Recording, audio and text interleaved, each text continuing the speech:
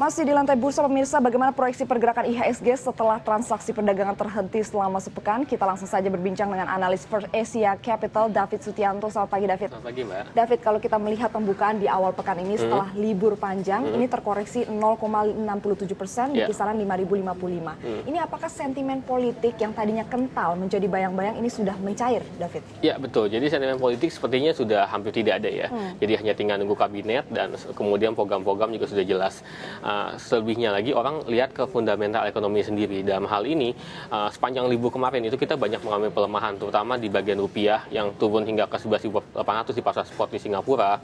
Terus kemudian juga data-data ekonomi akan rilis seperti data defisit neraca perdagangan, kemudian juga ada juga neraca nanti pertumbuhan ekonomi di kuartal 2 dan juga ada juga data inflasi yang sepertinya cukup baik. Ini yang menjadi fokus-fokus para pelaku pasar, di samping juga ada rilis laporan emiten yang di semester 1 kemarin.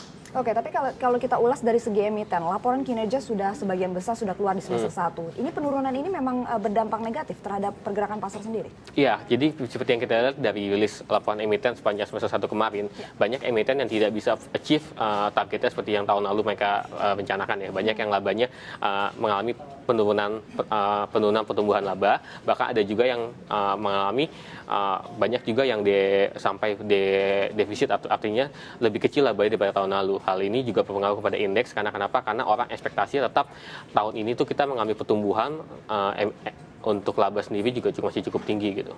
Tapi kalau kita bisa melihat untuk level 5.055 ini masih terlihat wajar, David? Ya. Berapa kira-kira range nantinya akan terkoreksi? Oke, melihat di Agustus ini hampir sentimen positifnya hampir tidak ada ya. Hanya ada data dari China di mana ekonomi bertumbuh. Terus kemudian juga kita bisa lihat ada kondisi di global sana, ada Argentina yang default. Aku rasa untuk Agustus ini indeks bisa turun hingga ke 4.900 merupakan satu hal yang wajar ya. Apalagi melihat track record dari sejak Januari hingga Juli itu hampir selalu indeks mengalami kenaikan, belum ada yang namanya mengalami penurunan. Dalam hal setiap pergerakan indeks pasti ada kenaikan dan ada sedikit penurunan gitu. Dalam hal ini mungkin Agustus adalah bulan untuk orang profit taking dan mengatur kembali posisi portofolionya. Oke, jadi faktor eksternal tadi beberapa itu akan menjadi salah satu sentimen juga. Kalau kita balik ke dalam negeri, masalah inflasi maupun neraca perdagangan, bagaimana David melihatnya? Karena banyak ekonom yang melihat bahwa inflasi akan sebesar 0,88% berdasarkan survei yang dilakukan Bloomberg. Oke, untuk inflasi pasti angkanya sepertinya akan di bawah 1%. Ini menjadi rekor tersendiri sejak 10 tahun terakhir, di mana setiap adanya puasa dan lebaran, inflasi kita akan melonjak di atas 1%. Hal ini merupakan sesuatu yang dapat diapresiasi positif dan merupakan ruang bagi Bank Indonesia untuk bisa menurunkan BI rate-nya. Karena kenapa? Karena kalau misalnya inflasi masih di bawah 1%, maka total inflasi year on year itu hanya sekitar 6% lebih, tidak lebih dari 7%. Terus kemudian juga defisit neraca perdagangan sepertinya masih akan defisit untuk bulan Juli ini. Kenapa? Karena untuk bulan Juni. Kenapa? Karena pattern-nya di bulan Juni itu biasanya orang stok barang, di mana impor pasti akan meningkat, terutama untuk impor BBM yang selama ini menjadi beban, itu pasti akan meningkat di bulan Juni. Oleh karena itu sepertinya akan defisit sekitar 200 atau 3 juta US dollar. Oke, ini melebihi angka 4%. Untuk 4% sendiri itu kan ada dari defisit transaksi berjalan, dan itu sepertinya juga masih akan sekitar 4%. Oke, kita menyinggung sedikit masalah suku bunga. Tadi David bilang kalau harusnya akan ada penurunan dari Bank Indonesia sendiri. Berapa kisaran penurunan dari suku bunga sendiri? Aku rasa 25 basis poin itu sudah menunjukkan itikat baik ke pasar, karena saat ini kenapa bisa dilihat dari laporan keuangan bank-bank, terutama bank-bank kecil dan menengah, itu mengalami sedikit penekanan pada mereka punya laba. Mereka mengalami penurunan margin akibat kenaikan tingkat suku bunga yang dilakukan oleh BI dalam beberapa waktu terakhir ini. Oke, dengan adanya rilis data inflasi, misalnya kita singgung lagi masalah inflasi 0,88 atau tidak lebih dari 1%, ini bisa menjadi salah satu sentimen positif bagi IHSG sendiri? Ya, dengan angka inflasi 0,8, terus kemudian nanti bisa diimbangi dengan mungkin BI rate kembali diturunkan, mungkin itu akan menjadi angin segar bagi IHSG. Karena kenapa?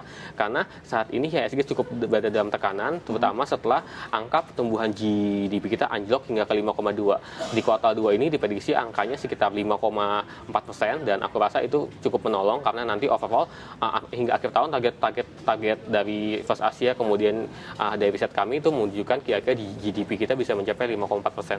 Oke, dari investor asing, kalau kita melihat kira-kira berapa porsi net buy dan juga net sell yang akan dilakukan asing, mengingat ada sentimen dari luar dan juga dari dalam? Oke, untuk investor asing, sepertinya net buy-nya sudah terlalu banyak ya. Biasanya siklus mereka setiap tahun tuh beli itu hanya sekitar 20-30 triliun, kan tapi tahun ini mereka sudah masuk hingga 67 triliun. Ini yang menyebabkan aku bertanya-tanya apakah mereka ingin membuat recall masuk di Indonesia di tahun ini, atau ada masa-masa di dalam sisa-sisa hingga akhir tahun nanti mereka akan rebalancing portfolio mereka. Dalam hal ini mereka akan tarik beberapa, mungkin mereka akan net buy di kisaran 30 atau 40 triliun seperti yang mereka biasa lakukan di tahun-tahun sebelumnya gitu. Oke, saham-saham yang layak beli kira-kira untuk sepekan ini? Oke, untuk sepekan ini bisa dilihat dari saham-saham yang mencatatkan kinerja cemerlang sepanjang semester pertama, terutama di saat rupiah kita akan kembali mengalami pelemahan, yaitu saham seperti sektor CPO. Sektor CPO itu banyak mengalami untung kurs.